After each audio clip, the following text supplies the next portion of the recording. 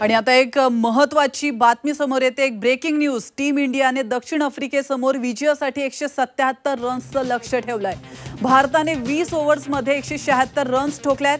तर फायनलमध्ये कोहलीने आपल्या विराट खेळीचं प्रदर्शन केल्याचं आपण पाहिलंय। भारताचे पहिले 3 बॅट्समन धारातीर्थी पडल्यानंतर विराट कोहली आणि अक्षर पटेलने डाव सावरलाय।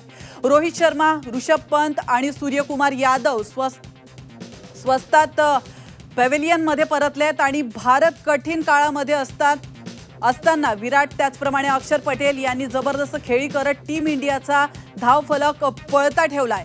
विराट कोहली आणि अक्षर पटेलने चौथ्या विकेटसाठी 72 रन्सची पार्टनरशिप केली आहे। दुर्दैवाने अक्षर पटेल 47 रन्सवरच आउट झाल्याचं पाहायला मिळालंय। मात्र दुसरीकडे विराटने शिवम दुबेच्या साथीने धाव संख्या वाढवली आहे। दोघांनी 5व्या विकेटसाठी 57 रन्सची पार्टनरशिप केली आणि विराट कोहलीने 59 बॉल्समध्ये 76 रन्सची खेळी साकारली आहे।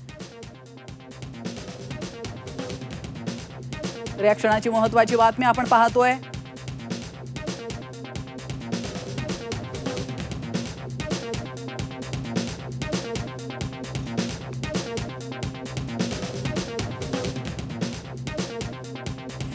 तर कॅप्टन रोहित शर्मा, ऋषभ पंत आणि सूर्यकुमार यादव हे शिलेदार सुरुवातीलाच धारातीर्थी पडल्याचं पाहायला मिळालंय। मात्र त्यानंतर अक्षर विराटच्या जोडीने टीम इंडियाला सावरलंय। कोहलीने फायनलसाठीच आपली विराट इनिंग राखून ठेवली होती असं म्हणावं लागेल का आता?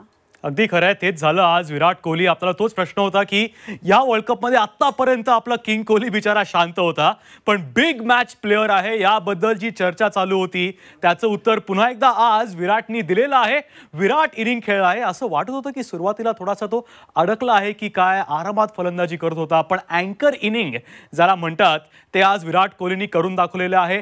शांतपणे उभा होता, समोरनं मारामारी चालू होती, उभा होता, पण जेव्हा वेळ आली लगेच गिअर बदलला आणि चांगलीच हाणामारी सुद्धा केली त्याने। नक्कीच। मात्र दक्षिण आफ्रिकेसमोर आता टीम इंडियाने 177 रन्सचं लक्ष्य ठेवलंय। आता दक्षिण आफ्रिका की टीम इंडिया या दोन टीम्सपैकी कोण चोकर्स ठरतंय आणि कोण चॅम्पियन ठरतंय, तुमचा काय अंदाज? चोकर्सचा हा टॅग नेहमीच साऊथ आफ्रिकेला होता आणि तो असलाच पाहिजे आपल्यासाठी, कारण भारत सुद्धा सेमीफायनल फायनलपर्यंत पोहोचत आलेला आहे। पण आपण जर खेळपट्टी पाहिली आणि जर धावा पाहिला 177चं लक्ष्य आहे आणि आपली बॉलिंग जी आहे ना, चाबूक बॉलिंग आहे, तगडी बॉलिंग आहे। जसप्रीत बुमराहकडनं सुरुवात होणार आहे, अर्शदीप चांगल्या फॉर्ममध्ये आहे, कुलदीप यादव सुद्धा आहे। त्यामुळे साऊथ आफ्रिकेच्या फलंदाजांना काही सोपं होणार नाहीये या खेळपट्टीवर। ते सुद्धा इंडियन बॉलिंग अटॅक समोर रन्स करणं फारच कठीण आहे। नक्कीच, बिलकुल। धन्यवाद चैतन्य संत आपल्यासोबत होते, क्रिकेट समालोचक। त्याने खूप छान पद्धतीने आपल्याला डिस्क्रिप्शन दिलेलं आहे। धन्यवाद, थँक्यू सो मच।